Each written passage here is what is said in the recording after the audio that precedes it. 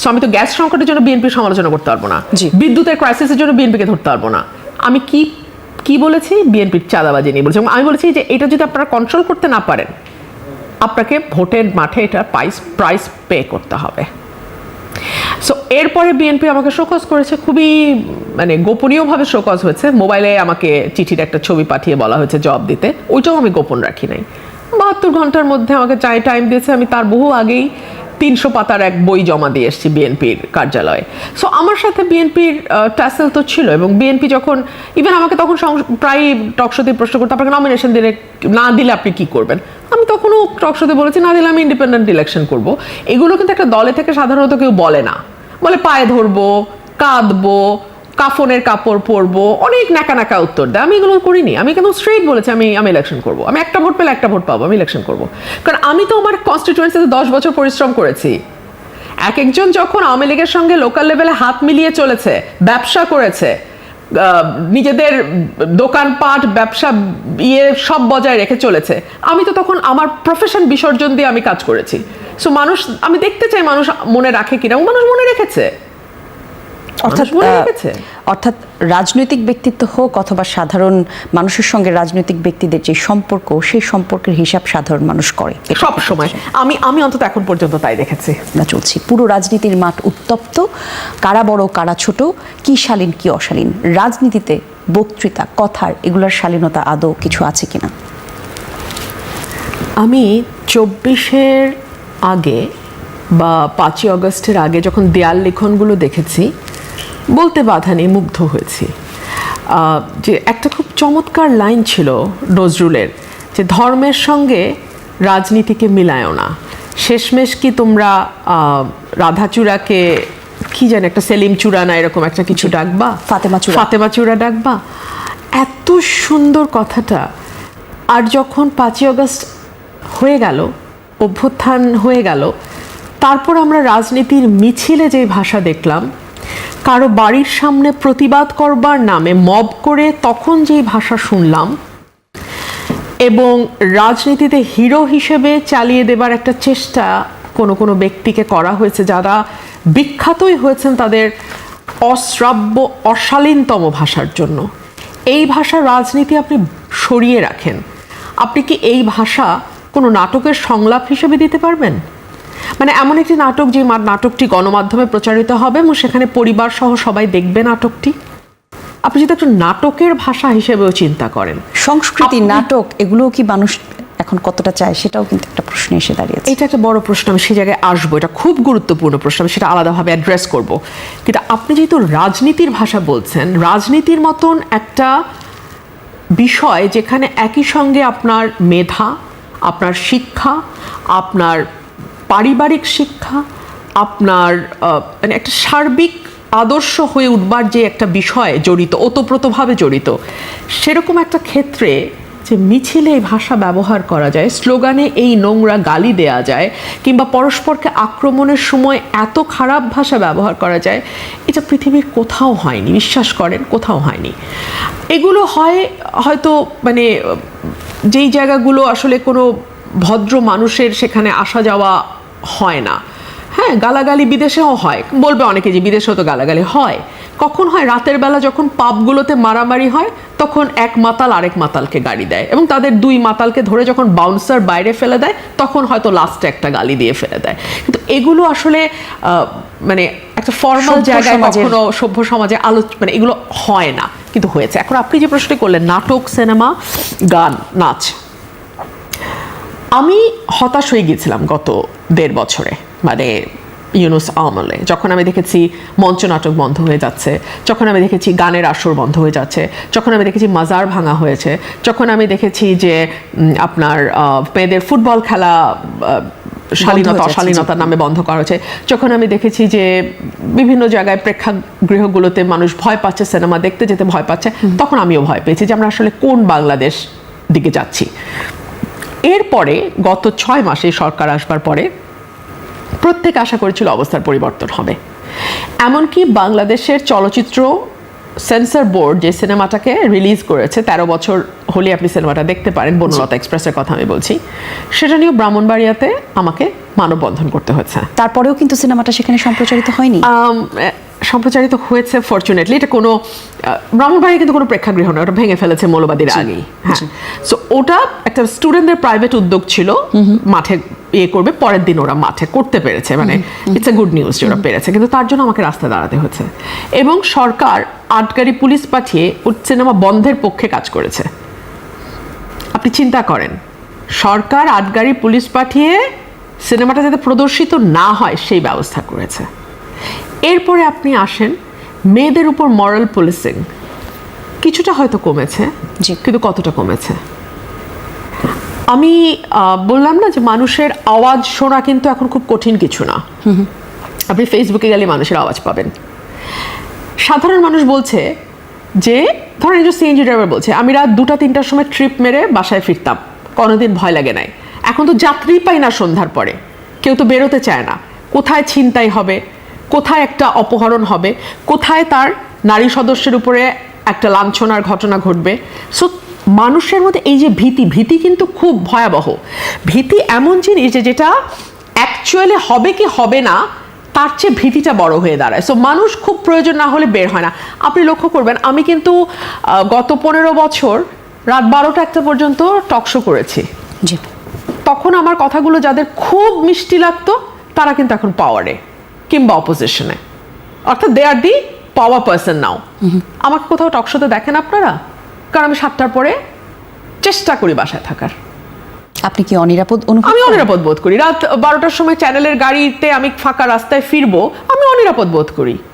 হ্যাঁ, এটা আমি বলেছিলাম ইউনুসের সময়, তখন অনেক ট্রোল হয়েছিল আমাকে নিয়ে। আল্লাহ তার জবাব এই দেশের মানুষ যারা ট্রোল করেছিল তাদেরকে দিয়েছে। একটার পর একটা ঘটনা যখন ঘটতে শুরু করলো, এইটার জবাব মানুষ পেয়ে গেছে। অর্থাৎ এই যে ধর্মভিত্তিক রাজনীতির যে চর্চা আমরা দেখছি, সেই চর্চার কোনো চাপে আপনিও পড়েছেন কিনা? দেখুন, উগ্রপন্থার সমস্যাটা কি? উগ্রপন্থার মানেই হলো তারা মনে করে তারা সঠিক, বাকি সবাই বেঠিক। আপনারও যে আপনার মতন করে ধর্ম পালনের অধিকার আছে, আপনারও যে ধর্ম পালন কিংবা না পালন করবার অধিকার আছে, এবং দিন শেষে আপনি যে কেবলমাত্র আপনার সমস্ত কর্মকাণ্ডের জন্য জবাব দিতে বাধ্য, আর কেউ না। এই কথাটা আসলে ওনারা ঠিক মানতে রাজি নন। ওনারা ওনাদের মতন করে ধর্ম দেখেন, যতক্ষণ না পর্যন্ত আমার অ্যাক্টিভিটি কাউকে ক্ষতি না করছে। অ্যাবসলিউটলি, এটা একদম মানে একটা কমন সেন্স, হ্যাঁ, নর্মাল ব্যাপার।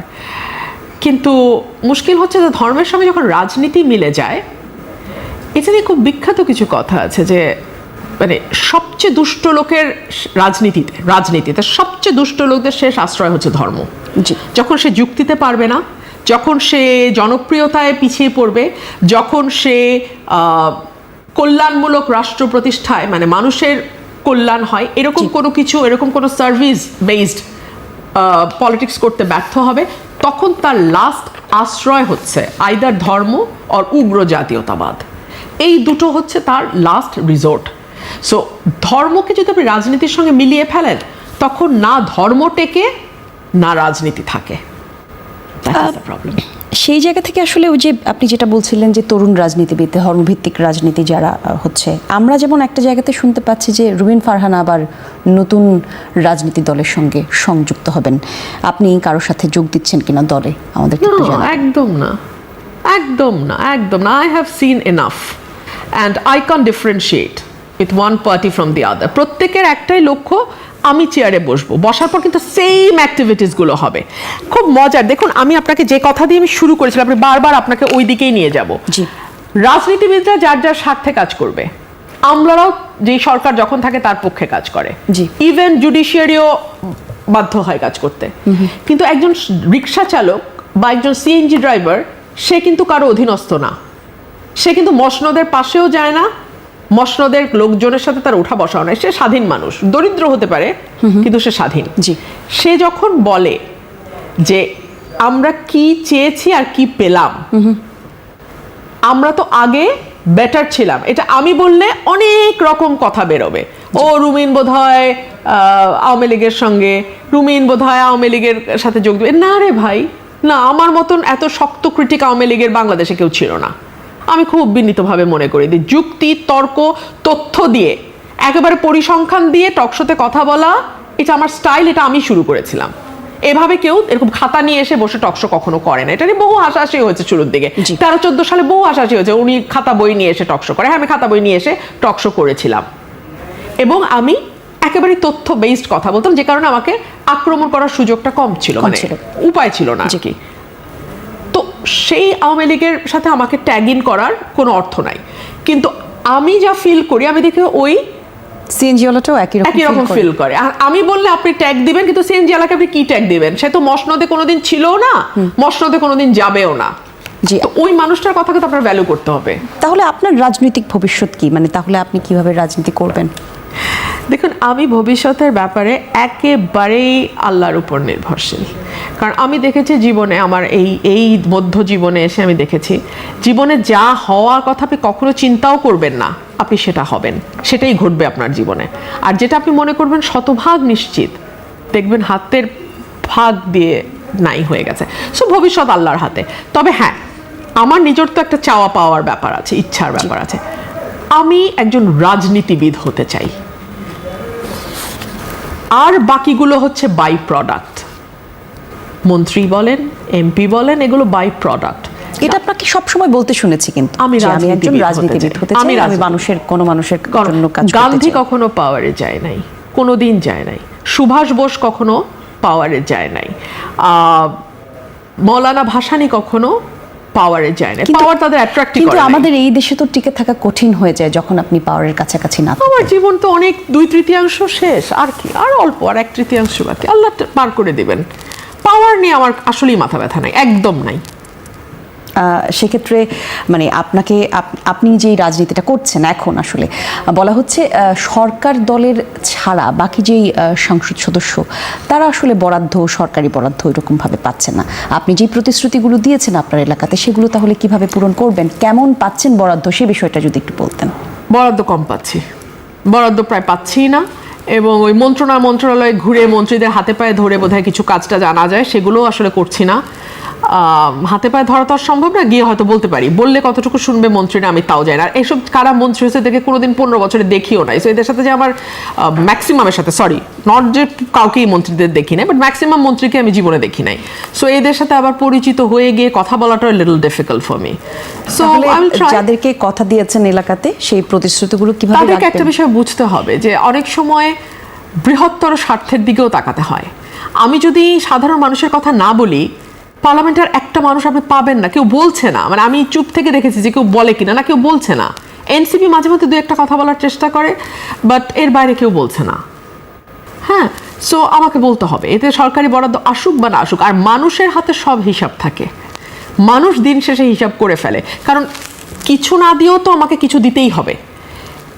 একজন চোর এমপি কতটুকু কাজ করে, আর আমি তো আমার পুরোটা দিয়ে কাজ করছি।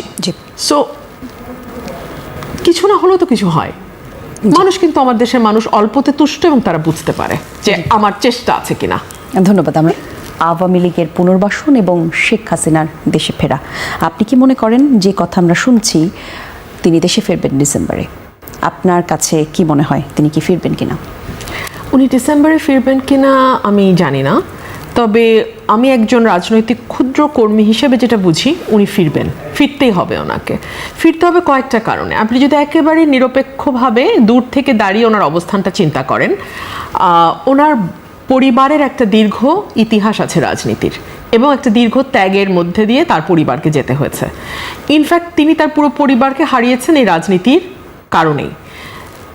তার সঙ্গে জড়িয়ে আছে, তার পরিবারের সঙ্গে তার আরও বৃহৎ পরিবার, তার দল, যেই দলটিকে একেবারে ভেঙে চুরে যাওয়া অবস্থায় 75 থেকে 80 তিনি 81 সালে ফিরে এসে হাল ধরেছিলেন। এবং 81 থেকে 26, 46 বছর, 46 বছর উনি এই দলটার প্রধান হিসেবে মাঠে, রাজনীতির মাঠে, সংসদে, রাষ্ট্র ক্ষমতায় এবং বিরোধী দলে থেকে লড়াই করেছেন।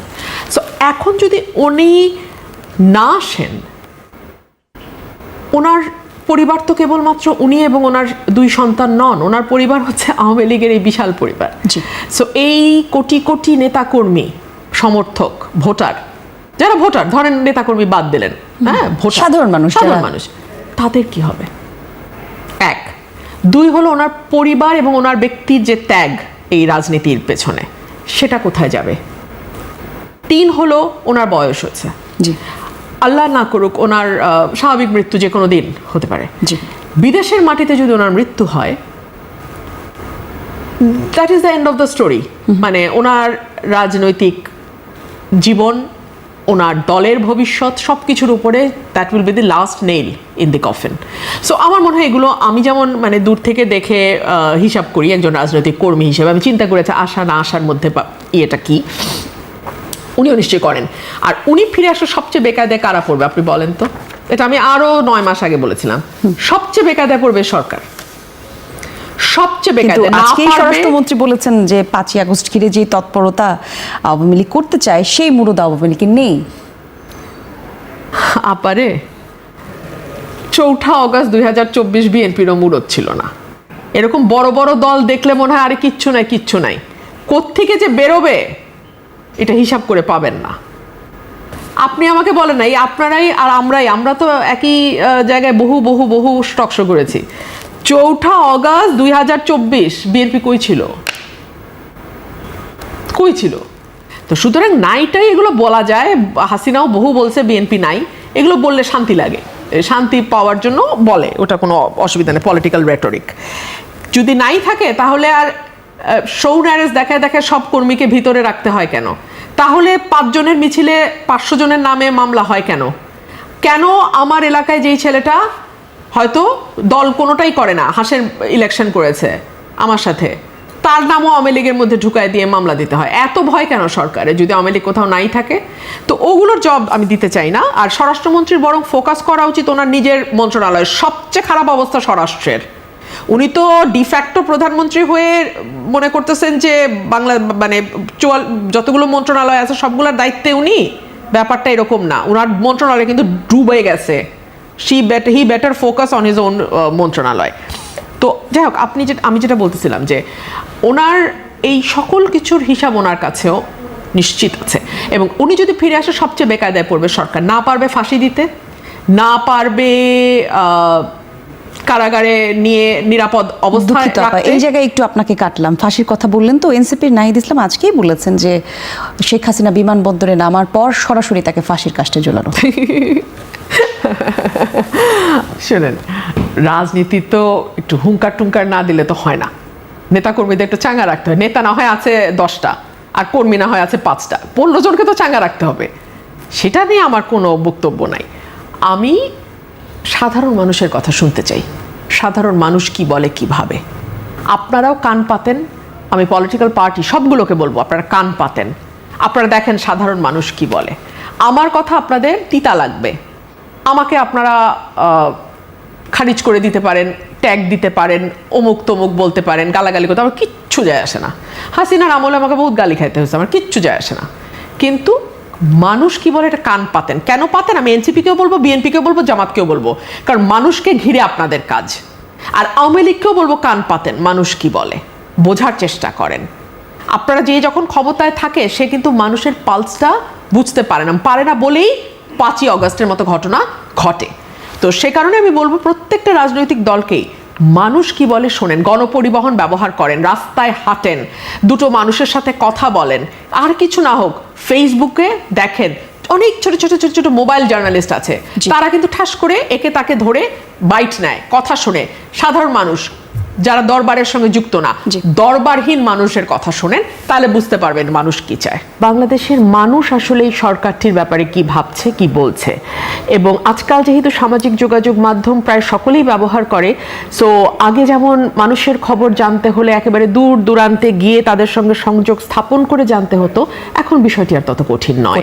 সো আপনি যখন সামাজিক যোগাযোগ মাধ্যম খুলবেন এখন, আমি মানুষের কষ্ট, ক্ষুব্ধতা, রাগ এবং প্রতারিত হবার একটা ছবি আমি খুব স্পষ্ট দেখি। ধরুন আমি গত কদিন ধরে সামাজিক যোগাযোগ মাধ্যমে যখনই যাচ্ছি, আমি দেখছি সাধারণ মানুষ, একেবারেই সাধারণ মানুষ যারা কোনো রাজনৈতিক দল করেন না, কোনো দল ক্ষমতায় আসলে তারা মন্ত্রী এমপিও কখনোই হবেন না, তারা কেউ সিএনজি চালক, কেউ বাসের ড্রাইভার, কেউ সবজি বিক্রেতা, কেউ একেবারেই কোনো সাধারণ কর্মকর্তা কোনো অফিসের, তাদের কেউ বলছেন যে গ্যাস নাই, বাড়িতে চুলা জ্বলছে না, রাস্তায় বেরোলে সিএনজি চলছে না, ইলেকট্রিসিটি নাই।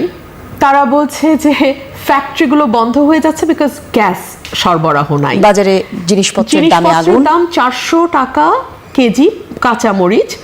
আচ্ছা, কাঁচামরিচ ছাড়াই না হয় রাঁধলাম, একটা লাউ কিনতে যাবেন 120 টাকা সর্বনিম্ন। আমি যেটা দিয়ে বাজার করি সেটা বলছি আপনাকে, 100 টাকার নিচে কোনো সবজি নাই, কোনো সবজি নাই। আমাদেরকে এরকম দুর্ভোগের মধ্যে পড়তে হচ্ছে। বাড়িতে গেলে রান্না নাই কারণ গ্যাস নাই, সিলিন্ডার কিনতে গেলে 1500 টাকার সিলিন্ডার বা 1800 টাকার সিলিন্ডার 2000 টাকার নিচে আপনি পাবেন না, 2200 টাকার নিচে আপনি পাবেন না। কর্মী ছাঁটাই হচ্ছে ফ্যাক্টরিগুলোতে কারণ তারা উৎপাদন করতে পারছে না, গ্যাস নাই, বিদ্যুৎ নাই, তারা কিভাবে উৎপাদন করবে? সো এই যে চতুর্মুখী একটা চাপে মানুষ পড়েছে, সাধারণ মানুষ পড়েছে, তাদের আওয়াজটাও যে কেউ শুনতে পাচ্ছে বলে মনে হয় না। ধরুন গত কয়েকদিন ধরে ভুতুরে বিল, ইলেকট্রিসিটির ভুতুরে বিল নিয়ে ব্যাপক আলোচনা হচ্ছে। যারা হয়তো 5000 টাকা বিল দিত তাদের 15000 টাকা বিল আসে। এখন আমি নিউজ দেখলাম ডিপিডিসি বলেছে যদি কেউ এরকম কোনো কথা ছড়ায় তার বিরুদ্ধে ব্যবস্থা নেবে। মানে মানুষ এখন কথা ভুতুরে বিল এসছে এই কথাটাও বলতে পারবে না, বললে তার বিরুদ্ধে ব্যবস্থা নেবে। তাহলে আসলে ফ্যাসিবাদ, স্বৈরাচার যে শব্দগুলো আমরা ব্যবহার করছি সেই শব্দগুলো ব্যবহারের আবারও প্রয়োজন পড়তে পারে কিনা সেটা আপনার কাছে প্রশ্ন রাখবো। কিন্তু যে কথা আপনি বলছিলেন যে সরকারের ব্যাপারে কি ভাবছে মানুষ, এই কথা দিয়ে আপনি শুরু করেছেন আজকের আয়োজন, একটু কি বলবেন যে বিএনপির পক্ষ থেকে বলা হয়, অনেককেই আমরা বলতে দেখি যে এই সরকার এই যাবৎকালীন সবচেয়ে মানবিক সরকার, এবং এই সরকারের যেই সাধারণ চলাফেরা বা তার মানুষের সাথে এঙ্গেজ হওয়ার যেই না, এবং খুব অদ্ভুত ব্যাপার যে বাংলাদেশের ন্যূনতম যে নাগরিক সুবিধাগুলো তার কোনোটাই আমরা পাই না। বর্ষাকাল আসলে প্রতিটা রাস্তা মোটামুটি পানির নিচে চলে যায়। তো যখন এইরকম জীবনে যখন আমাদের চলতে হয় তখন না এই দৃশ্যগুলো আমাদের কাটা ঘায়ে নুনের ছিটার মতো মনে হয়। এবং আমাদের একটা দীর্ঘদিনের সংস্কৃতি হচ্ছে যে প্রধানমন্ত্রী যিনি হন তিনি ঈশ্বর আর বাকি সবাই দুষ্ট।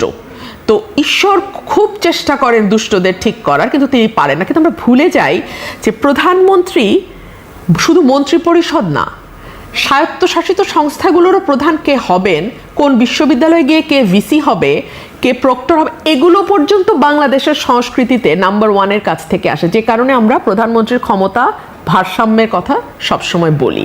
সো আমরা যখন অন্য দপ্তরগুলোর ফেলিয়ারগুলো হাইলাইট করতে থাকি তখন আমরা একই সঙ্গে একটা অদ্ভুত স্ববিরোধী কথাও বলতে থাকি। না, প্রধানমন্ত্রী তো ভালো, উনি তো সাদাসিধে জীবনযাপন করেন। ধরুন প্রধানমন্ত্রী 200 টাকার একটা শার্ট পরলেন, তাতে কি আপনার ঘরের গ্যাসের ফ্যাসিলিটিটা নিশ্চিত হবে? প্রধানমন্ত্রী বাজেট সেশনের পরে যেদিন বাজেট শেষ হয়, বাজেট পাশে সেই রাতে 350 জন এমপির একটা ডিনার থাকে, সেটা উনি কস্ট কার্টেল করার জন্য বন্ধ করে দিলেন। ওই ডিনারে আপনার পার প্লেট 2500 টাকা করে ধরলেও তো 5 লাখ 6 লাখ টাকার বেশি খরচ হয় না। তো এই 6 লাখ টাকা বাঁচানোর জন্য আপনি রাষ্ট্রের কি উপকারটা করতে পারেন? আপনি উত্তর দিয়েছেন বেশ কয়েকটা জায়গায়, একটু বলি যে বিএনপির মতো সংবিধান সংস্কার পরিষদের সদস্য হিসেবে আপনি শপথ নেননি, আপনি বেশ কয়েকটা জায়গায় একটু উত্তর দিয়েছেন। কিন্তু এছাড়াও নানা রকম বিষয় এখন যুক্ত আছে, মানে আলোচনায় আছে, গণভোট আছে, জুলাই সনদের বিষয়টি, একই সাথে নতুন করে যোগ হয়েছে এখন আসলে রুমিন ফারহানা কেন সংবিধান সংস্কার পরিষদের সদস্য হননি, শপথ নিলেন না। একটু বলবেন আপনি এই বিষয়গুলোতে আসলে এই বিষয়গুলো নিয়ে রাজনীতিটা আসলে কোথায় হচ্ছে তাহলে? দেখুন, আমি তো একজন সংসদ সদস্য, সেই সঙ্গে একজন আইনজীবী। আমার দীর্ঘ 25 বছরের প্র্যাকটিস আছে। আমি তো আমার আইনের ন্যূনতম যে বেসিক নলেজ সেটাকে তো ভুলে যেতে পারি না। সো আমি যখন সংবিধান সমুন্নত রাখবার জন্যে এই সংবিধানের অধীনে প্রথম শপথ নিলাম, আমি কি করে এই সংবিধানকে ফেলে দেওয়ার জন্য দ্বিতীয় শপথ নেই? এখন প্রশ্ন হচ্ছে যে তাহলে এই যে সনদ, এই যে সংবিধান সংস্কার সংশোধন যেটাই আপনি বলেন, সেটার ব্যাপারে কি হবে? সংবিধানটাকে আপনি কিভাবে সংশোধন করবেন এটা এই সংবিধানে বলে দেয়া আছে। 2/3 মেজরিটি ভোট যদি আসে আপনি সংবিধানের যে কোনো সংশোধন করতে পারেন, অতীতেও হয়েছে, ভবিষ্যতেও হবে। আর যদি আপনি সংবিধানটাকে ফেলে দিয়ে নতুন সংবিধানের কথা বলেন, নতুন সংবিধান লিখবার কথা বলেন, তাহলে তো আপনার শুরুতেই একটা বিপ্লবী সরকার গঠন করা উচিত ছিল। এই সংবিধান ফেলে দিলাম, নতুন রাষ্ট্র ব্যবস্থা আমরা তৈরি করব, নতুন রাষ্ট্র কাঠামো নির্মাণ করব। সেজন্য আমাদের মানে দিনের পর দিন আলোচনা হবে, মানুষের সঙ্গে যোগাযোগ হবে, মানুষ কি চায় সেটা তো আমাদের জানতে হবে। আপনি আমি কি চাই ডাজন্ট ম্যাটার, কারণ আপনি আমাদের জায়গায় বসেছি, মানে আমি সংসদ সদস্য হিসেবে আমারটা বলছি, বিকজ আমার একটা পার্টিকুলার কনস্টিটিউয়েন্সির মেজরিটি মানুষ আমাকে চেয়েছে, জি সিম্পল। কিন্তু তাই বলে আমি একটা দেশের পুরো খল নলচে পাল্টে দেবো, এটা শুধুমাত্র আমি একটা দলের রিপ্রেজেন্টেটিভ বলে এই অধিকার আমি রাখি না। আমাকে আবারও গণমানুষের কাছে ফিরতে যেতে হবে।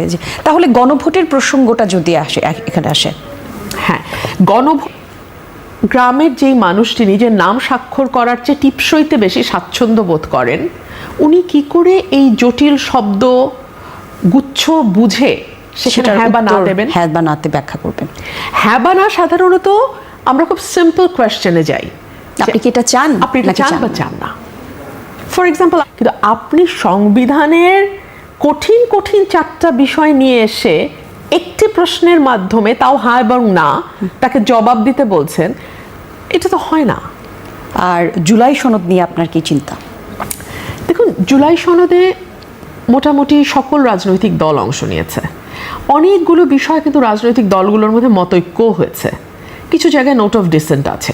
সো যেই জায়গাগুলোতে রাজনৈতিক দলগুলো সকলেই একমতে পৌঁছেছে, সেই জায়গাগুলোতে পরিবর্তন আনতে অসুবিধা কোথায়? আচ্ছা, আপনি সেটাও বাদ দেন, জুলাই সনদ।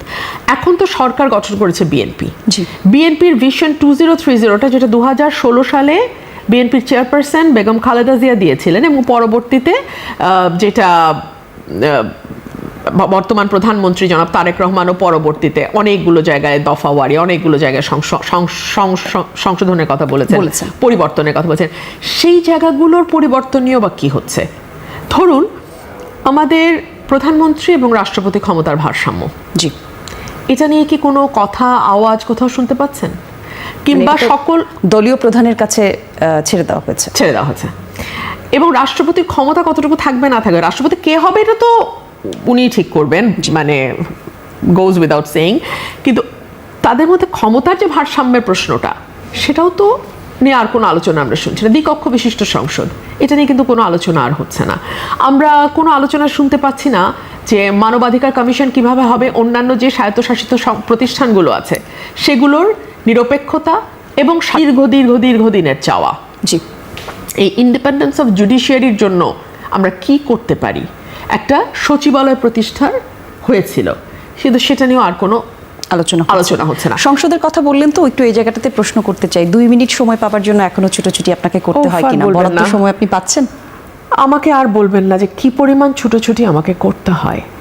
আমি অন্তত এটুকু আপনাকে নিশ্চিত করি, আমি তো এর আগের সংসদেও সংরক্ষিত মহিলা আসনে ছিলাম।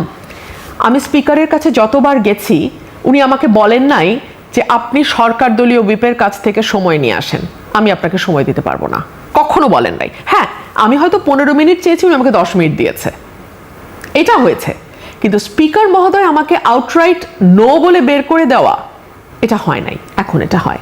এখন আমার তো কোনো হুইপ নাই, সরকার দলীয় হুইপও তো আমি তার আন্ডারে না, বিরোধী দলের হুইপের আন্ডারেও আমি না, chief whip, all by myself. তাহলে আমার সময়টা কে দেবে? এই যে আপনি জুলাই চার্টার নিয়ে কথা বলছেন, এটা নিয়ে তো সকল দলের সদস্যরা, রিপ্রেজেন্টেটিভরা কথা, আমি তো কথা বলতে পারি নাই। কিন্তু জুলাইয়ে আপনি চিন্তা করে দেখেন, 1 তারিখ, 2 তারিখ, 3 তারিখ, 4 তারিখ, 5 তারিখ, যেই মুখগুলোকে আপনি চেনেন, তাদের কাকে আপনি রাস্তায় দেখেছেন? আপনি কাকে দেখেছেন? আপনি আমাকে দেখেছেন, রাইট? 350 জন সদস্যের মধ্যে আপনি আমাকে দেখেছেন। কিন্তু আমি জুলাই নিয়ে কোনো কথা বলতে পারছি না। আমেরিকার সাথে বাংলাদেশের ট্রেড এগ্রিমেন্ট, আমি সপক্ষে বিপক্ষ, সরকারি তো একমত হয়েছে, মানে সব পলিটিক্যাল পার্টি, জামাত, বিএনপি সবাই একমত হয়েছে ট্রিটি নিয়ে। ট্রিটি নিয়ে আলোচনা হবে কেন? আরো বিস্তারিত কোনো তথ্য দিতে চান আপনি এই প্রসঙ্গে? দেখুন, আমার কাছে মনে হয়েছে যে বিএনপি মানে কখনো ক্ষমতায় যেতে পারবে নিকট ভবিষ্যতে, এটা তারা চিন্তা করতে পারে নাই। সো এটা তাদের পড়ে পাওয়া 14 আনা।